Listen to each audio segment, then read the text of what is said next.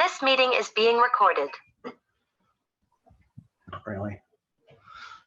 Blue is even worse. Ladies and gentlemen, how the hell is everybody out there? Chronic Chris from Asgard Radio. Trying this again. We were going talking to Johnny Ketchup and the Quits, and I had to take a phone call real quick. So Right there. we are back and in business. And Johnny, how the hell are you? Still dipping in the mustard? You know it, my friend. Hey, we're coming at you today from all the way out here in Sheridan, Oregon, not Oregon. For those of you people in the Midwest, anybody that might have broke down because their brakes went out in Peoria, just so you know, it's it's Oregon, and we're coming at you live from Rancho Cucamonga. Hey, we didn't break down. We didn't have brakes. We just kept going. All right.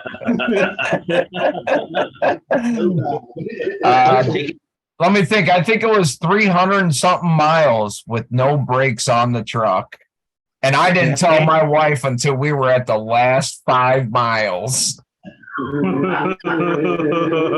Why would you? Why would you say a thing? Just keep rolling. Why? So she can freak out and try to get me to pull over and spend money on a hotel room? Downshift. But it turned out if we would have pulled over and called my mother-in-law, she was in Peoria at the hotel casino. Nice. Hey, Chris, you are breaking up now. Am I? Okay. We're gonna have to do this. Hi, Rebecca. Can you hear me now? Hi. I can hear Yes, you. sir. How are we doing tonight? All right, we're not going to be able to do the live on Twitch, but we can do the pre-record for YouTube. All righty. That's fine. Whatever makes it works and makes everybody happy. So, Johnny, we were talking earlier, and I love stories like this. And if you know me and if you paid attention, you know I'm like a huge fan of DB Cooper and the shit he got away with. So, Johnny. Tell the viewers out there the story, the DB Cooper story you told me earlier. All right, this is fun, and you guys can go ahead and if you want to Google DB Cooper Sheridan, Oregon, try to find it if you'd like. So as it turns out that out here in Sheridan, Oregon, right after the DB Cooper incident, a man shows up here with a duffel bag full of cash, and he buys the airstrip. That's just about a quarter to a half mile straight across from my house here in the field. I live out here in the boonies. And he buys this airstrip and starts teaching parachute classes and what have you. Now, the man looks just like DB Cooper, and he, in fact, told some locals that that's who he is. You know, he confided in some people he got close to. So anyways, we just accepted him as DB Cooper. Now, unfortunately, he's no longer with us. It was about, I'd say 4 or 5 years ago, something like that. And he was starting one of the planes, and you have to hand turn the prop, and it chopped his damn arm off. It chopped his arm off, and there's nothing he could do. There was no one there, so he just sat in the chair that was there, his lawn chair, and bled out until a neighbor found him, bled out in the chair. Now, and that's so interesting, because the guy, he would only spend cash. He didn't have any bank accounts, and he'd only accept cash to parachute. And that's interesting. Now, there's a group called, they're no longer together, but they're, oh gosh, I can't even think of the name right now. Apophis Theory. And I was at one of their shows here in McMinnville, Oregon, and I was talking to one of the guys, and he lived or one of their buddies lived in the house next door. And I think his mom is the one that found DB Cooper dead. And I said, hey, I got a great idea, dude, because for nostalgia, do you have the chair? Is the blood-soaked chair still there? He's like, yeah. I said, can I get it? And then I didn't see the guy again. I never saw him again. I guess he moved or something. But I was this close. See that? This close to having the chair, the blood-soaked chair that DB Cooper bled out in. Well, you can do a genetics thing on that. Now, remember, this is allegedly DB Cooper. This is allegedly. Lots of things are allegedly. Because they never found the guy. And yeah, I mean, Thanksgiving weekend, 1972, the guy hijacks a plane, demands X amount of dollars, and gets away with it. Yeah. You gotta live large. My hero.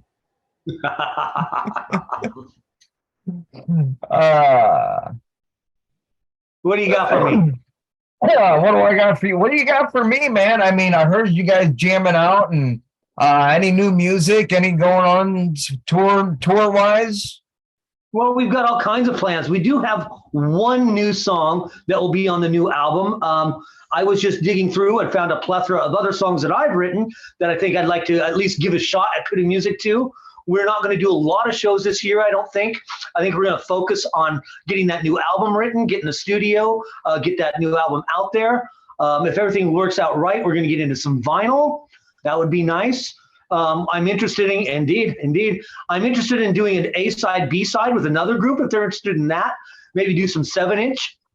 We'll see what happens there. And now, I'll tell you what, I'll have to definitely get with you when that comes about, because like I said, I've been saying I got a new soundboard in the studio and I'm figuring it all out. But one of my main reasons for having it is because I'd like to start running some of my vinyl through the Asgard show. I mean, I got a whole collection of Sabbath, Pink Floyd, Crocus, AC/DC, all that shit on vinyl. I'm always looking for more, and I would like to start playing more vinyl on Asgard. Very nice, very nice. You know, I get a lot of vinyl in the mail from other bands all over the world. And you know me, I like to receive things from groups, and that's wonderful.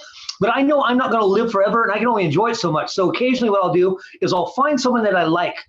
Who knows? I might like you. And I forward those to somebody else so they can enjoy them as well. Right. Well, hey, I always say too, you know, the screen, well, I turned on the Asgard screen, but all the crap in the studio behind me, if something were to happen to me today, every single item is assigned to somebody. Hold on a second. What the heck is that? What are you doing there, buddy? There we go. You better be careful. You can start having porn pop up. Everything from the slot machine, which that's actually a 1960s Jennings Indian chief that was in the Nevada Club in Reno. Very nice. I was trying to go on Pawn Stars with it, but the thing is to be on Pawn Stars, you have to sell them your item. I said, yeah, I'll sell it for $20,000. They offered me $3,500 to $4,000, and no thanks. Yeah, it's actually, when I die, that's designated to my son. The Dean and the other guitar next to it go to my daughter. Nice, nice. I have a son. His name is Devo, Devo, Devo, and he lives in Florida. I just sent him 16 pounds, and that's a lot. 16 pounds of my old concert shirts. So that's pretty exciting. Damn. Yeah, I've got a leather I'm going to send him soon, too. Right on. My book collection and my vinyl collection, that all goes to my goddaughter. Very nice. So, say, let's get back on track here. What do we got going on? Well, I just talked to a venue in Denver called Your Mom's House. How do you like that? It's called Your Mom's House. Yes. What are you guys playing tonight? Your Mom's House. I sent him an EPK the other day, because I'm trying to put something together special. We've got a friend out in Blend, Colorado. His name is Cody Ruff, and he has a venue at his home called the CR23 Bomb Shelter. Cody Ruff, 23. Okay. He lives on 23rd, and the bomb shelter. It is literally a bomb shelter. You walk down a ramp into this underground. And he's got the lights and all the shit set up in there, and the kids come there. That is badass, dude. And the CR20, that is badass. And the CR23 makes it sound like some government code for that bomb shelter. Exactly. Right. So, but we played there the past couple of years. We played for his birthday, and we played it for his daughter's birthday. And I was thinking this year, let's do something really special, because for those birthdays, now listen, he has to cook for everybody. He's got to monitor his house. He's got to monitor all of his equipment. So what I want to do is I want to throw something for him in Denver so he can get away from his house. Mm-hmm. So we're looking at either, I think, June 10th. So I'm talking to a venue called Your Mom's House.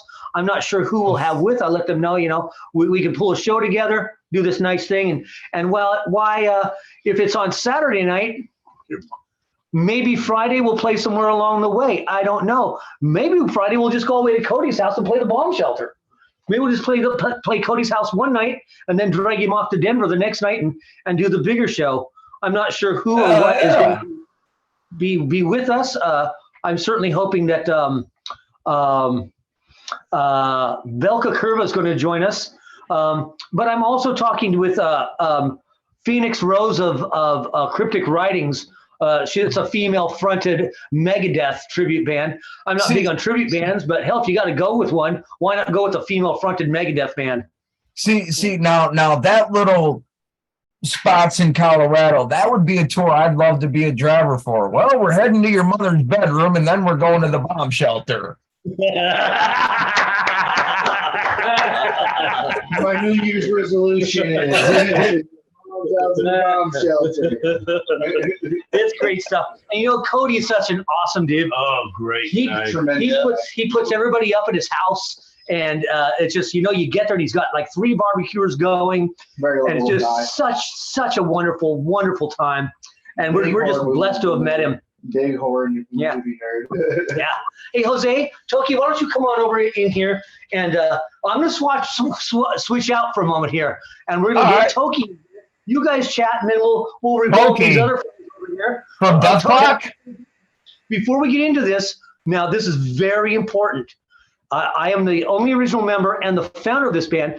After me, Toki has been the longest running member in this group. And I got to tell you, not only is one of my best friends, today's his birthday. Oh, fuck you. Happy birthday! Woohoo! It's your birthday! It's your birthday! No, that's not Toki from Death Clock. How we doing today, guys? Oh, we're doing awesome, man. Hanging out, chatting with you guys up there in Oregon. I'm loving it. There you go. I said it right for you. Yeah, right. We all noticed it. We didn't want to say anything. All right. We were just mentioning that too, and we were just like, Well, the common perception outside of that state is Oregon. Gone. Well, we're all gone now. Well, and I always called it Oregon until I saw Son of a Woman, and Pacino pronounced it Oregon and all proper like. And I was like, yep, I like Pacino. Well, I can't correct Pacino now. We're gonna have to change it from here on in. Like that's just truth. It's now gone. I love Pacino's acting. It's so fucking amazing. He is great, man. I'm north of Seattle, Marysville, Washington myself. And Johnny, I heard you say something about wanting some bookings. Get a hold of me later. Spanaway, Washington has a 3,000-seat arena that is now taking bookings that I'm an investor in and am helping fill up the calendar. That sounds great. And I'm trying to get venues down here in my area, but unfortunately, Nashville's an hour and a half away. Louisville's an hour and a half away. Evansville's an hour and a half away. And everything in my area down here, they either don't work with people they don't know, allegedly, is what they say, or they're not big on my kind of music unless it's like the 80s hair stuff. And yeah, I like a lot of that, but I also like a lot of metal too. And I'd like to bring more metal here, but they don't want that. It's almost like they need to hear some more Pantera, honestly. Yes. Speaking of, I'm still like on the fence about it, but I think that Zach and Charlie are doing a very good job filling up them shoes. Honestly, especially Zach. And yes. And the fact that he's using his bullseye design on a Dean guitar or a Washburn with the Marshall heads, and he's using Dime's equipment. Exactly. Not his equipment, but he's using all the same shit, the same effects. He's using the Dime pedals. There was a video clip of Scott Ian off to the side working the pedals for Zach. That was great. I mean, I remember reading an article saying that Zach Wilde didn't have a chance to practice any of the music, but it's like, but that's Zach Wilde. Like he's been in the industry so long. I don't think that's a bad thing for him, you know. Even if you were to tell that to someone that's at least played at least 15 years of guitar playing, like Dimebag's stuff is iconic, but like you definitely need to have that drive. And even before then, just hearing that story, I was like, I think he's got it. I'm not concerned. Like everyone was getting well, and here's the thing, you know, as he said, he didn't know any of Dime's songs and he didn't practice any of them.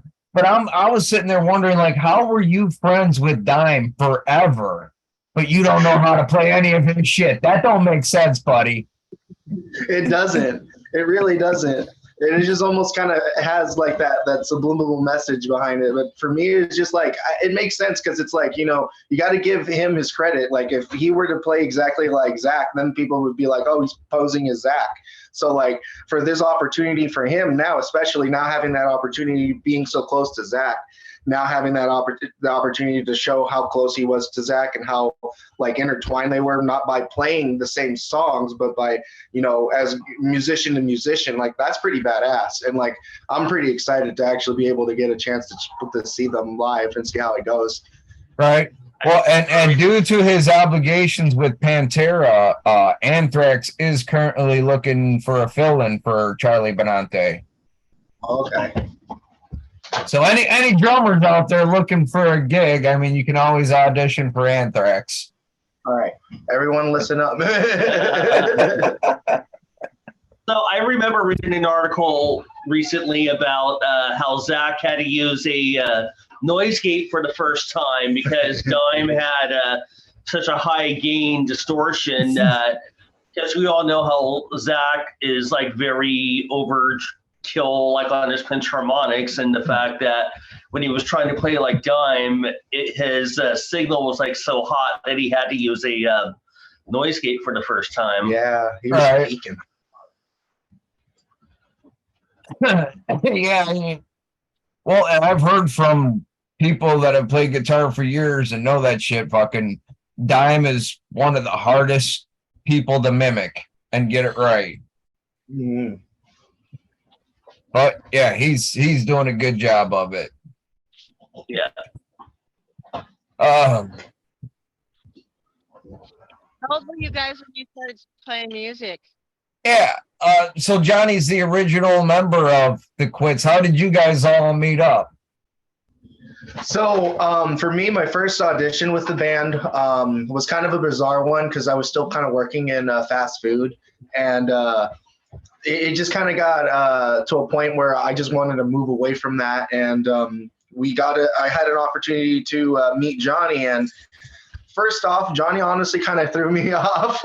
Like it was definitely a completely different environment because he was from Portland and I was from a small town, so it's like completely different environment. So like first audition, you know, it came down to it where decided to take the audition to a jam session just to see how we'd feel about the environment in this, because we were going to play that same bar later on in a couple of months right after we got ourselves situated.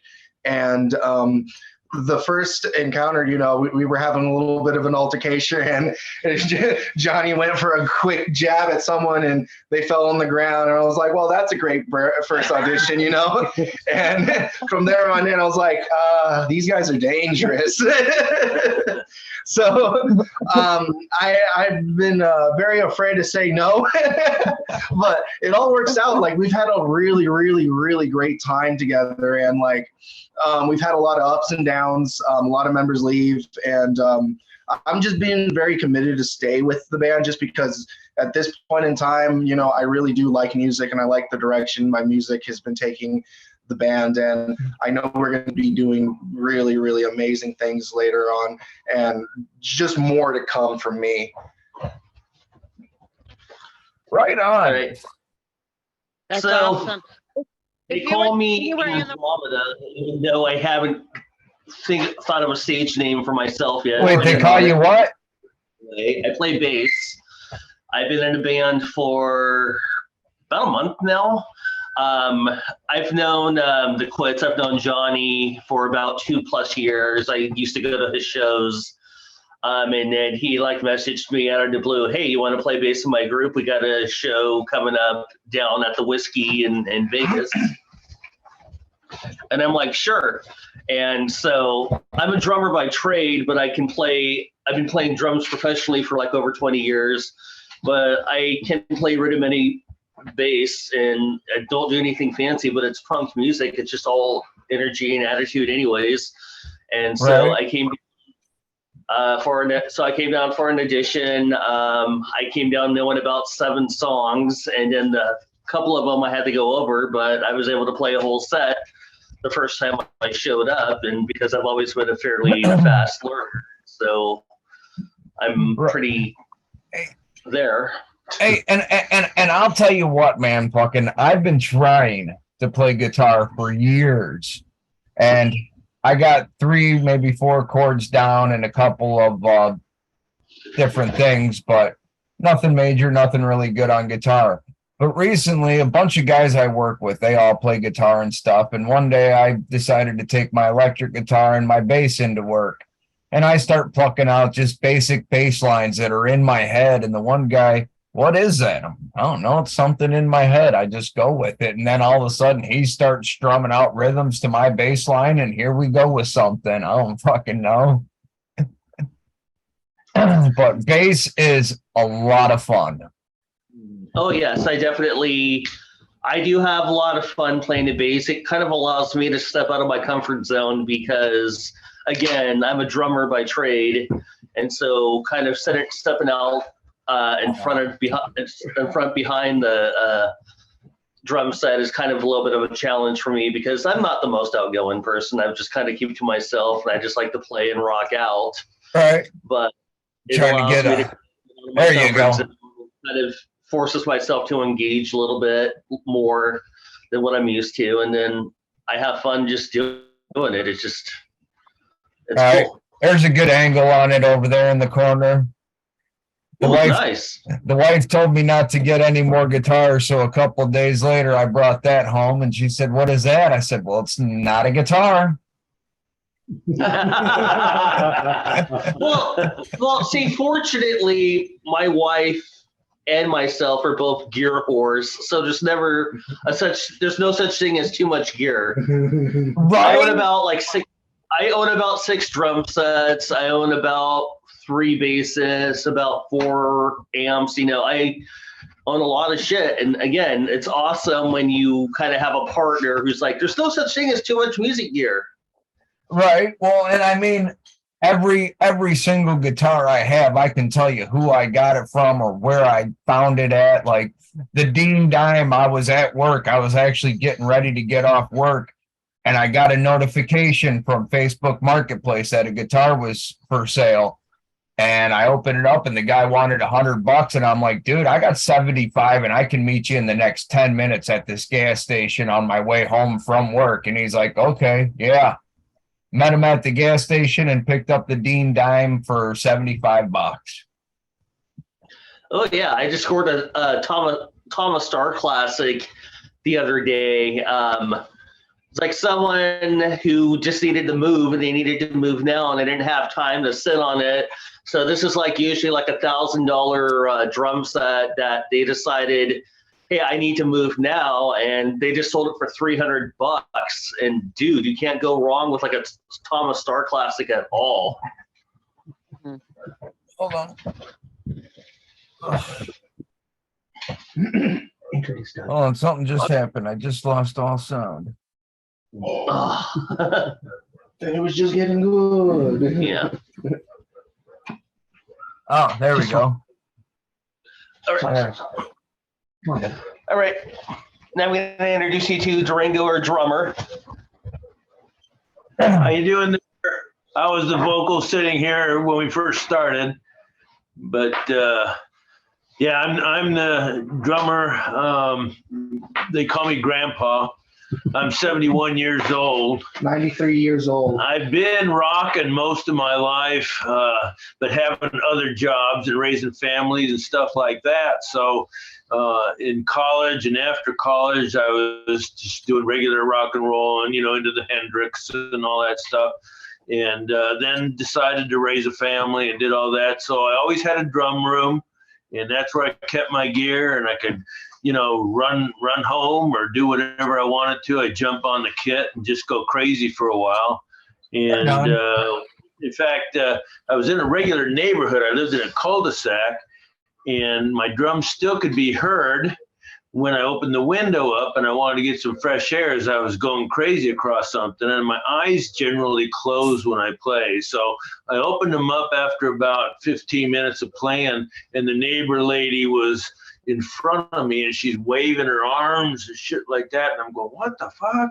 And I had my t-shirt over my face just to keep the sweat coming down and from going in my eyes and stuff. And I cut the music and threw the thing down. I go, what are you doing out there? She goes, oh, my babies are sleeping. My babies are sleeping. You can't be making all this noise. I go, I can't. It's in the middle of the fucking afternoon, man. I can make all the noise I want, And she didn't like it. We weren't the best of friends after that, but she understood that, I had to play, and I'd play, not bothering other people, but in the middle of the afternoon, I feel that's my right. Exactly, and, dude, I am with you 100%. We used to live up in Iowa, me and my wife, and I did construction with my brothers, but one afternoon, I just decided to take the afternoon off, and I went home and I turned up the stereo at like 2:00 in the afternoon. I get a phone call from my landlord. The guy across the street says I need to turn the radio down or he's going to call the cops because I'm making too much noise. I said, tell him to go ahead and call him. I can be as loud as I want until 8:00 at night.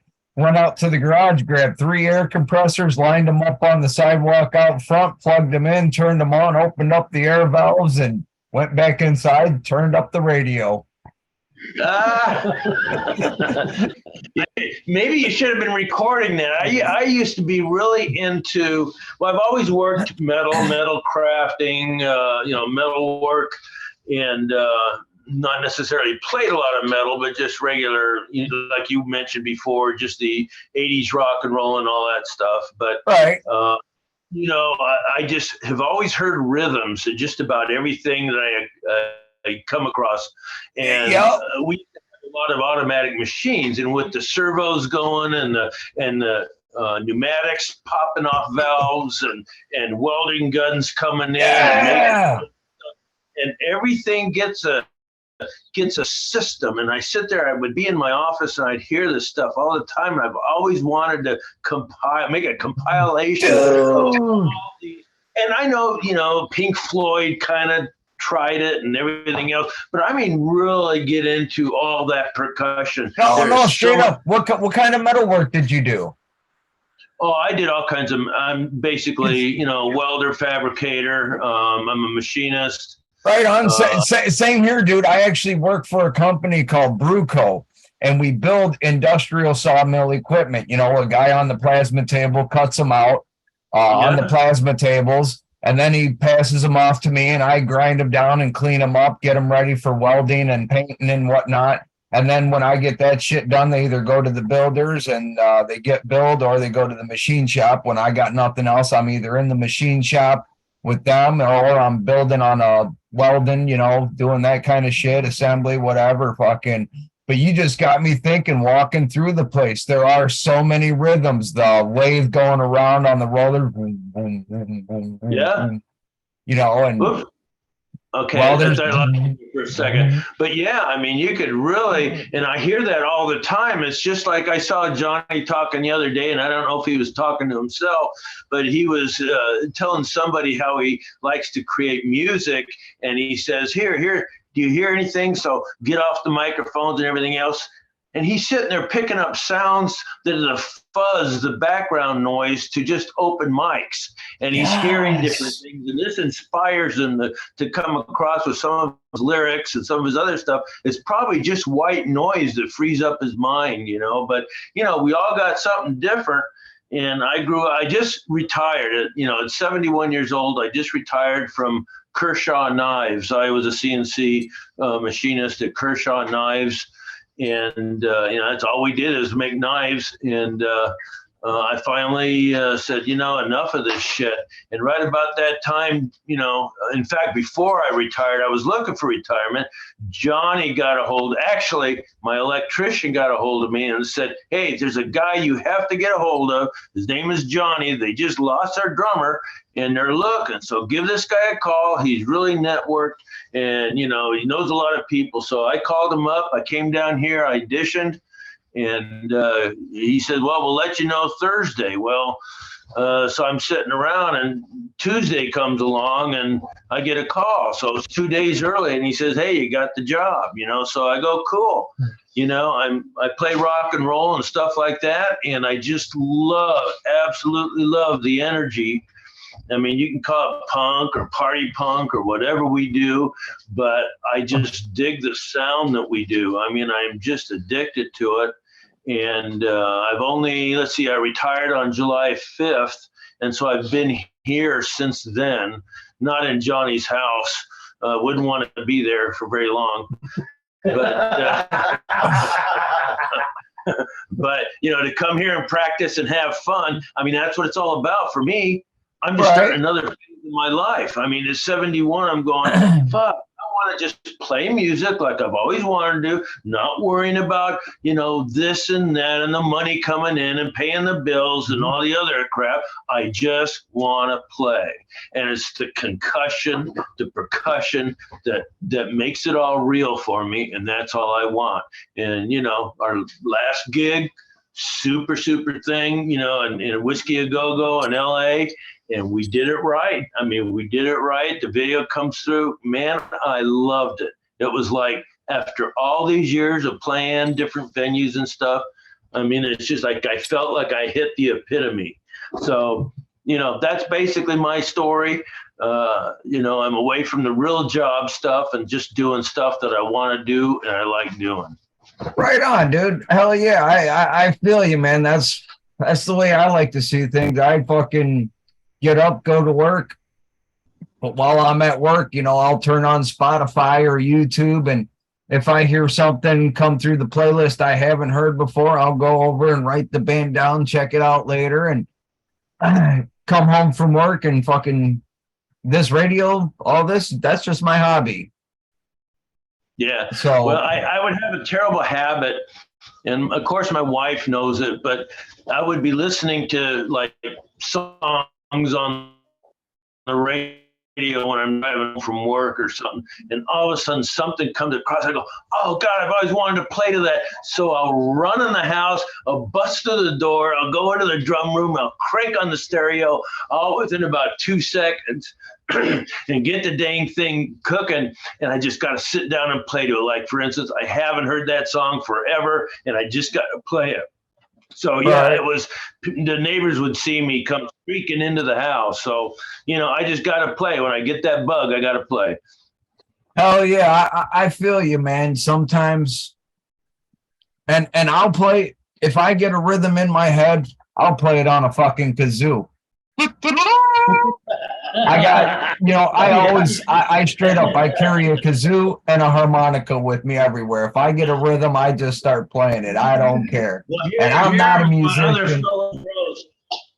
Here are my other fellow bros. I'm thinking now of maybe picking up a kazoo or something, and they're giving me the squeeze, So I think you're gonna be squeezing. Well, Johnny, I got 3 different songs by the Quits here in my rotation. I'm gonna need some more music from you because I got Lockdown, Breathe, and High Octane. Oh, breathe. No. Hey, so let me correct you, and I mean that respectfully. There is a band in Canada using our name. That is not us. Breathe is not us. Breathe is not you.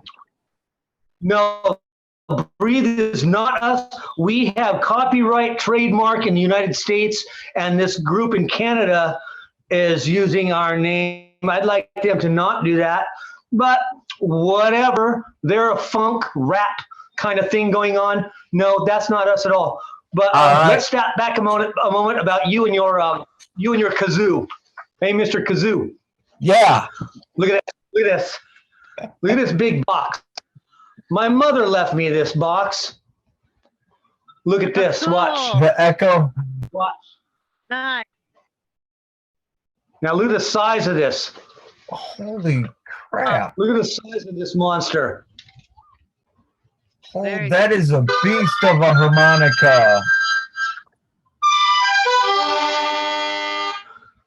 Is that keyed on both sides? It is. It's keyed on both sides. Oh, that is awesome. This thing is so old and it still has its original box. It's numbered. It's yeah, pretty cool. I think it's made in 1964. Yeah. Mm-hmm. So that's pretty cool. You got no sound, buddy. Yeah.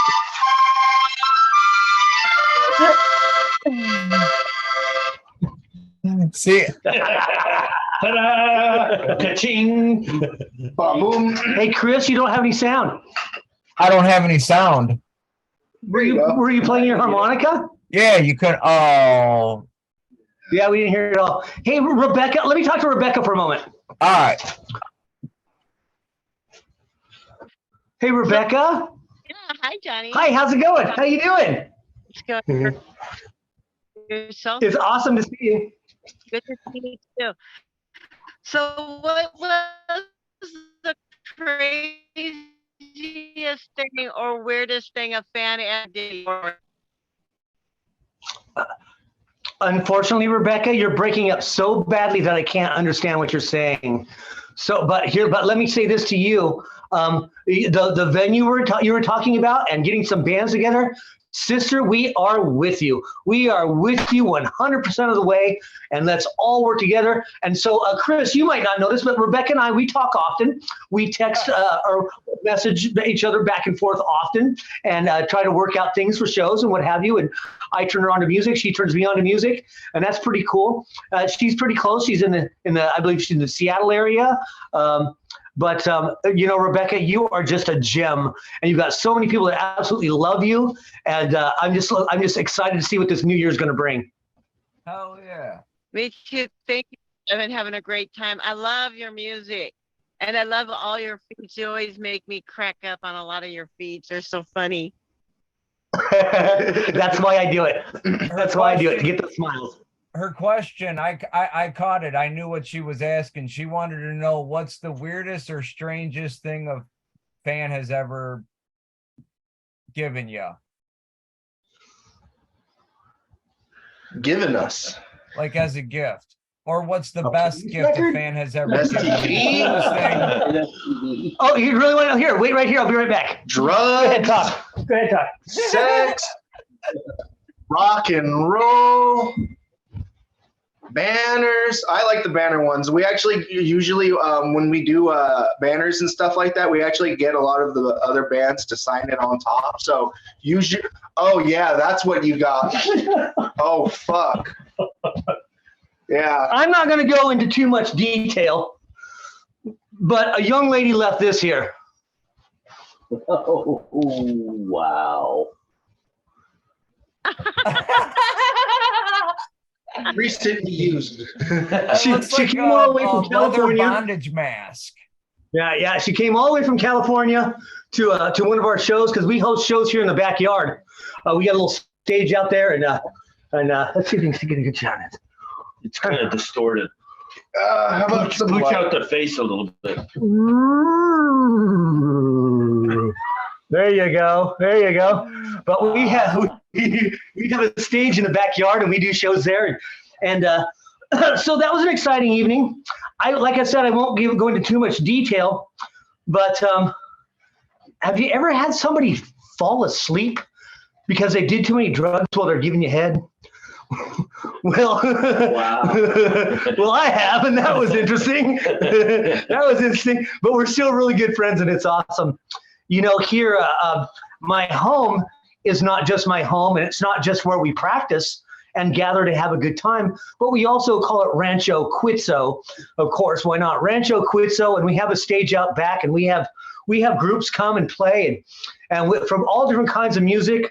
We've had the band Repent come from Wyoming. They're amazing. If Slayer had an evil stepchild, it's the band Repent. Exactly. We've had the Mentors. We've had the Mentors come from LA and play in the backyard. That's crazy. The Upchucks came all the way from Phoenix, Arizona. You know, who else? Cosmic Waves. I bet dollars to donuts you could get Framing the Red to come play your backyard. Okay, well then we'll talk about that later, and let's make that happen. I'm also just recently started booking at the local watering hole here. They got a pretty good light show and a little stage, and we did a New Year's. We put on I don't know if you know the name Dan Crenshaw. I'm sure Rebecca knows who Crenshaw is. Everybody does, but Crenshaw's got a 80s hair band cover thing among his other projects. You know, he is Don Dawkins' guitar tech. But they came out and they did a wing ding on New Year's, and that was a lot of fun. Mm-hmm. I stopped in the bar yesterday to say hi. They said, "Man, that's the most people we've had in here in so long. Thank you so much." And then next month on the 11th, I've got a group called Tombstone Shadows, which is a Creedence Clearwater Revival tribute group that's going to play. Mind you, I live out here in the boonies, so I can't get too wild yet at the bar, right? Let me get my foot in the door, right? But out here in the backyard at Rancho Quitzo, it's on. It is on, brother. We host, and it's free concert, free barbecue, free beers.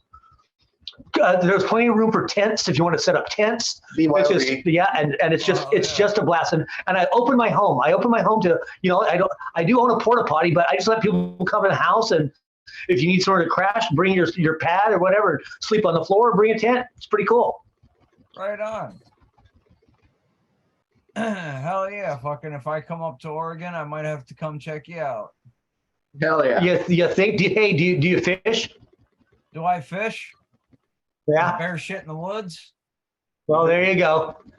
You're in Kentucky, right? You actually have woods. Like I told my wife the other day, you know, granted, I'm spending a lot of money on this radio studio equipment, but it's my new hobby. Granted, I still have all my fishing equipment. I just don't really fish as much anymore since I do this radio stuff, and it keeps me into music and in, you know, knowing people in the music industry, which is something I've always enjoyed. But I told her, you know, at least with this hobby, I'm in the house. I'm only in the other room. I'm not off at the lake with no phone service or nothing. Yeah. Hey, I still have all of my fishing stuff, and I have the coolest fishing pole you would love. Chris, we're kind of losing your volume. Oh, shit. All right.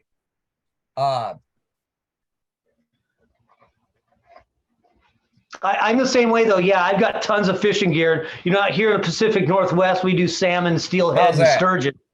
Yeah, that's good. That's good. All right. Yeah. We don't do any you Southerners or whatever. We don't do that bass fishing. We don't do that. Down here, I do bass fishing because, you know, I'm from up north in the Midwest, and that's bass fishing. Down here, we're in catfishing country. But I'll tell you what, I got the coolest rod and reel, and it's called the Bait Alert. And when you turn it on and you get a bite, it beeps to let you know there's something tugging on your line. And you can change and you can adjust the sensitivity on it too. So if you got something small, you won't even know until you get something big on that line. Very nice. I've got a 7.5 foot Wright McGill with an Abu Garcia level line. That's one of my favorites. You know, but I've got all the top gear myself. And I think it's about time we get back into that.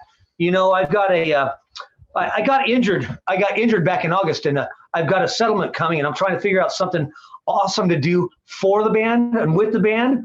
You know, perhaps play somewhere that we wouldn't typically go. And Andrew, he suggested Alaska, and said Doug and I both love fishing. So I'm thinking, heck, we might just fly up to Alaska and do a show up there, stay for like 3 days or so, and I'll get Doug out there and show him what steelhead's all about. Yeah. See, and I would love to go to Alaska.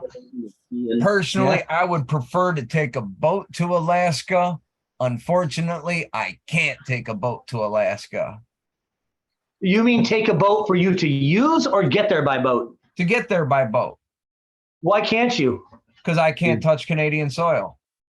No. You come here. You go to Washington, and you go to Washington. And you get on a ferry, and it takes you to Alaska. Yeah, but don't that ferry have to go through Canadian customs? It goes through international waters, but as long as you don't set foot on Canadian soil and go like straight like the Juneau or like one of the Alaskan ports, you'll be fine. And even if you're on a ferry that goes to a Canadian port, as long as you do not get off the boat, you will be fine. Yeah, I for the same reason can't go to Canada. So okay, because I've seen because I like to watch like the Border Patrol shows, and they do a lot of stuff out of Canada. And one of the things is if someone's on a boat and gets stopped by the Canadian Coast Guard, the Canadian Coast Guard will send them back to the States. But they won't do that on the ferry system because that's what it's designed for, is to transport American citizens from one American port to another American port. Yeah, Okay. as long as you stay on the boat and don't try to enter Canada, they can't touch you because the ferry is still American soil. Correct. It's American owned and it's sweet. American property. Ladies and gentlemen, watch out for Chronic Chris and Johnny Ketchup crab fishing and steelhead fishing in Alaska. You got it. So here's what's fun is it costs quite a bit to get a cabin on the ship, but you don't need to do that. The back of the vessel is called the solarium, and they have these sun heat lamps, and people set up their tents back there. Oh, hell yeah. Yeah. You just put your tent up in the back of the ship, and you want to go up there in the summertime when it's amazing. See, me and my buddy Jimmy were fishing on the Naknek River at 3:00 in the morning, and it looked like noon. See, and that's where me and my wife differ like big time, because I'm all about camping, fishing, boondocking, sleeping wherever I gotta sleep. Not her. She wants a hotel room or a bed to sleep in, and no. So if we go camping, Have my air mattress, I could pretty much tough it out anywhere. There you go. she wants to camp out in an RV with cable TV and internet service. That's not camping. That's not camping. That's travel. Check it out, Chris. That's glamping. Check it out. I live literally 3 blocks from the northern slope of the Trask Mountain Range. And this mountain range is humongous. I've got a herd of elk, about 200 elk that are 3 blocks from my house. I bow hunt up there. I hunt deer up there. I just saw a flock of turkeys earlier today, just up the end of the street here. It's pretty wild out here. It's pretty cool. We're only 30 miles from the ocean. See, and I don't even need a tent to camp. I just need a fire and a tarp to lay my bedroll down on. And a couple mushrooms. Give me a bottle of liquor and a bag of weed, and I'm good. Excellent. One or the other. It'll get you there. Woo! Oh, nice job. Cheers to you. Here's to you. Cheers. All right. Well, what are we going to do next, guys? I think that we're going to here's I'm still waiting on some information from some events. I haven't heard back yet from Rebellion Fest in Blackpool, England. Still waiting to hear from that. Fingers crossed. I'm going to give them a couple more weeks. That comes through. And that's an interesting, a great friend of mine, Geriatric Rodden of the band Fire Exit in Scotland. He and my buddy Marcus, who's in Foreign Legion in London. I've sent them both merch packages, and they both contacted the head of Rebellion Fest. Now, if you're not familiar with it, go ahead and look that up when we're done here, or whatever you want to do. Anybody in punk rock is playing that festival. It's 3 days long. There's like 150 bands. And but anyways, after giving the promoter our CD, he contacted me. He contacted me and said, "Hey, fill this out, and let's try to get you in here." But of course, I haven't heard back yet, but you can only imagine he's got thousands and thousands of things to sift through to decide who's going. And Rebecca she knows how that works. She knows how that goes. You have all these people wanting to play, and you can't select everybody. Right. And it takes time to go through all that information. Right. Well, ladies and gentlemen, I have enjoyed sitting here talking with Johnny Ketchup and the Quits, and I can do it all night long. But I promise my wife, we have 2 episodes left of that 90s show. Now, Oh, nice. I'll tell you something about that 90s show. I loved that 70s show. All right. It was awesome. It was great. The cast, the people, it was all just perfect. The way they put it all together. That 80s show, I think that one sucked. But they have redeemed themselves with that 90s show. They brought all the original cast back except for Hyde. Yeah. So, but they did good and they did it right. And I'm loving that 90s show. I got 2 episodes left to watch with my wife, and we plan on doing that tonight. Very nice. It's been a pleasure talking with you. It's been a pleasure seeing Rebecca. And I just want to give this real quick. Hey, Doug is still pretty new with us, and this was his first interview ever. Awesome. So, we popped his cherry. Exciting. Super exciting. Hell yeah. Well, we're glad we popped your cherry there, bud. It felt good too. Awesome. Hell yeah. Ladies and gentlemen, I am Chronic Chris of AsgardRadio.com on a Sunday fun day. With me always, Rebecca Kelly Hartnett. Tonight we had Johnny Ketchup and the Quits. Had a rocking time hanging out with them. And Johnny, you got to send me more music so I can get it all in the rotation on Asgard. Like I said, I got Lockdown and High Octane in the rotation right now. And we need more. I'll send you the whole album, buddy. All right. Ladies and gentlemen, we will catch you next time on Sunday Fun Day. I'm Chronic Chris, and I'm out of here.